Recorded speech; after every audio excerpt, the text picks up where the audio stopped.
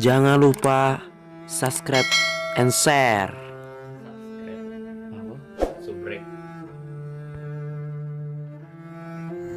Assalamualaikum warahmatullahi wabarakatuh. Alhamdulillahirabbil alamin wa bihi nasta'in ala umurud dunya waddin. Wassalatu wassalamu ala asrafil anbiya'i wal mursalin wa ala alihi wa sahbihi wasallam ajma'in.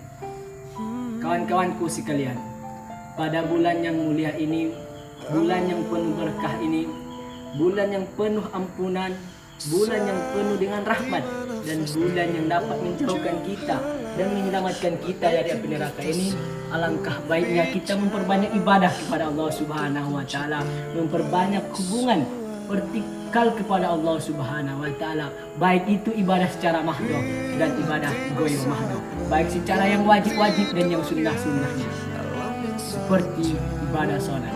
Nah, sebelum kita melaksanakan sholat, saudara-saudaraku sekalian, ada baiknya kita itu ada satu hal yang harus kita kerjakan, yaitu berwudu.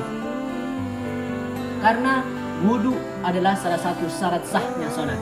Apabila kita ingin sholat tapi kita tidak melaksanakan wudu, maka sholat kita itu tidak akan sah atau tidak akan diterima oleh Allah Subhanahu wa taala. Karena salah satu syarat sahnya tidak kita penuhi.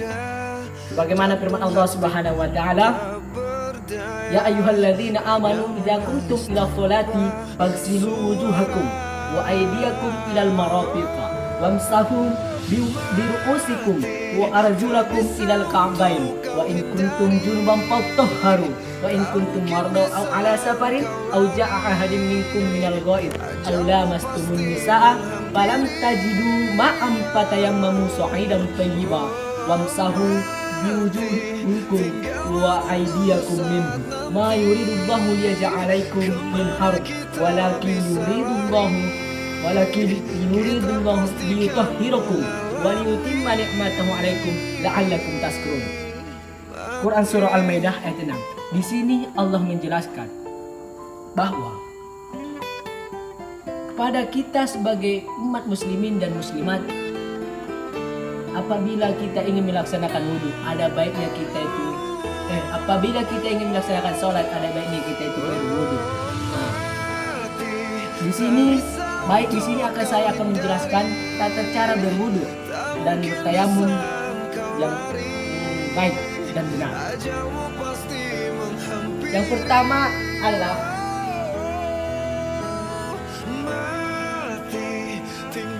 kita harus terus menghadap kiblat. Kiblat yaitu kiblatnya sebelah sana. Kiblatnya sebelah menghadap kiblat, dan setelah membaca Bismillah, terlebih dahulu kita akan menjelaskan tentang sunnah-sunnahnya. Membaca Bismillah, mencuci tangan, dan di sini berkumur-kumur juga termasuk salah satu sunnahnya. Tapi karena pada bulan ini bulan puasa, saya tidak melakukannya, dan berkumur-kumur, memasukkan air ke dalam hidung dan membaca niat. Nah, membaca niat di sini adalah termasuk rukun pada wudu tersebut.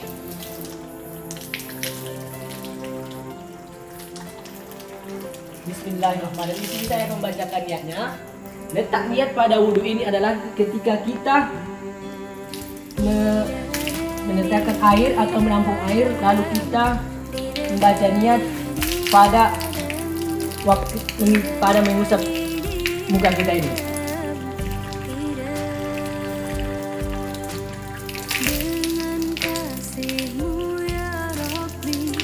Niatnya ialah nawaitul wudu'a li raf'il hadatsil asghari fardhon lillahi ta'ala. Saya ulangi, nawaitul wudu'a li raf'il hadatsil asghari fardhon lillahi ta'ala. Aku niat berwudu li raf'il hadatsil asghari, untuk menghilangkan hadas kecil karena Allah, wajib karena Allah Ta'ala, didapaskan dalam hati dan diikuti dengan perbuatan.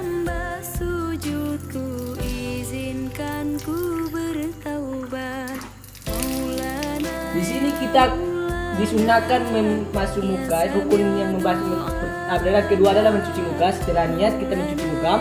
Yang kita cuci itu di sini adalah dari muka ini, dari sini. Kalau yang tingginya dari pertemuan rambut sampai ke dagu. Nah, yang kedua secara lebarnya dari ini kan ada kuping nih yang ini tumbuh nih agak yang menonjol, dari sini sampai ke kuping yang kiri sih. Itu lagi. Nah, mencuci wudhu itu batasnya. Setelah mencuci muka 3 kali dan mencuci tangan, disunahkan mencuci tangan ini adalah tangan kanan. Nah, setelah 3 kali dan mencuci tangan yang kiri.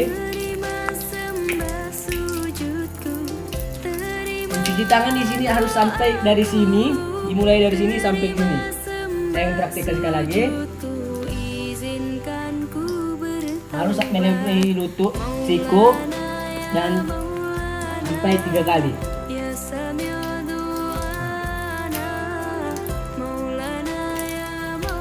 Tangan kiri juga. Dan setelah itu rukun yang keempat adalah menyapu atau menghapus sebagian rambut.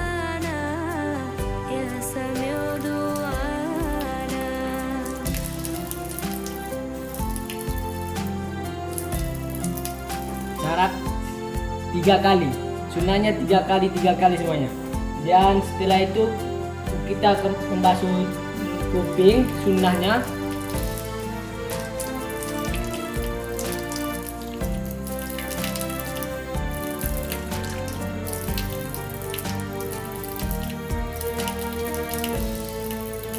Dan yang terakhir adalah yang kelima mencuci kaki.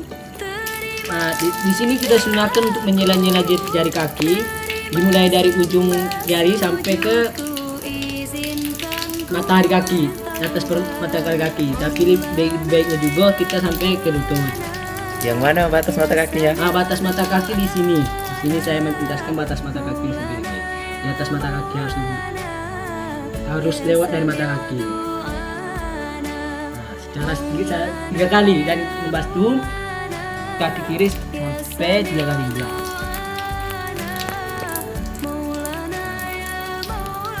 Dan yang terakhir adalah tertib. Atau tertib itu adalah berurutan dari yang rukun yang pertama udah itu yang niat,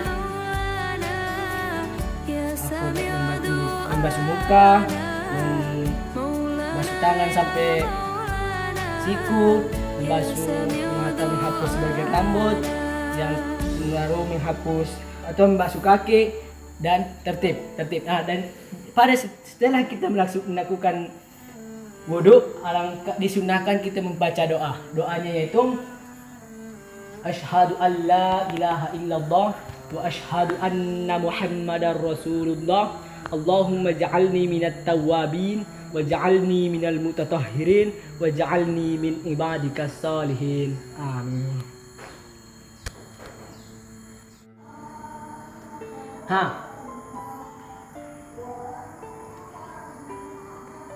Di sini saya akan menjelaskan hal-hal yang membatalkan wudu.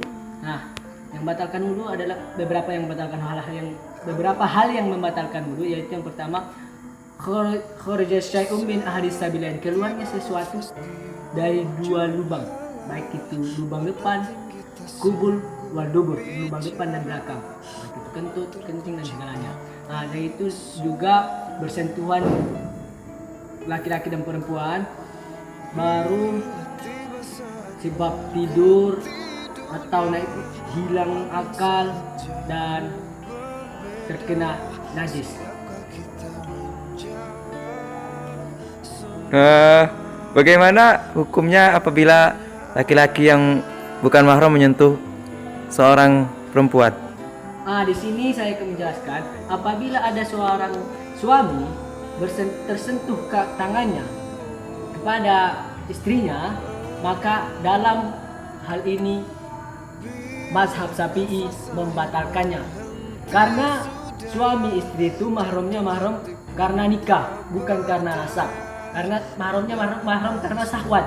Nah, jadi apabila suami istri itu bersentuhan tangan maka maka hukumnya batal. Tapi menurut mazhab Maliki itu tidak batal. Karena mazhab Maliki itu menjelaskan bahwa karena laki-laki dan perempuan itu sudah sah nikah. Nah, dan di sini saya akan menjelaskan yang kedua adalah tayamum. Tayamum adalah pengganti dari wudu. Nah, sebab tayamum di sini adalah yang pertama karena tidak adanya air. Karena tidak adanya air. Yang kedua adalah karena seorang itu sakit, apabila terkena air penyakitnya akan tambah dan menambahkan mudarat baginya. Dan yang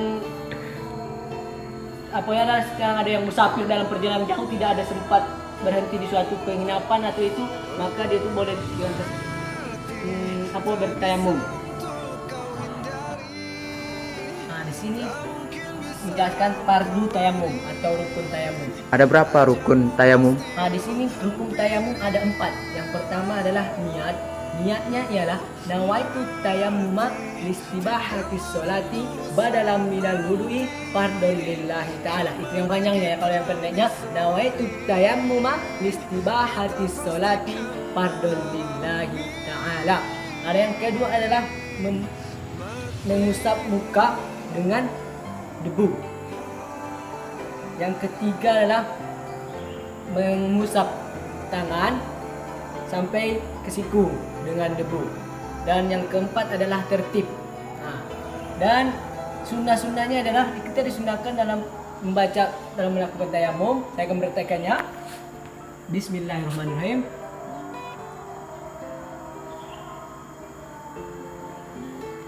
Di sini kita akan disunahkan untuk menghempas-hempaskannya secara 3 kali. Ada juga yang mengatakan menghembuskannya ini.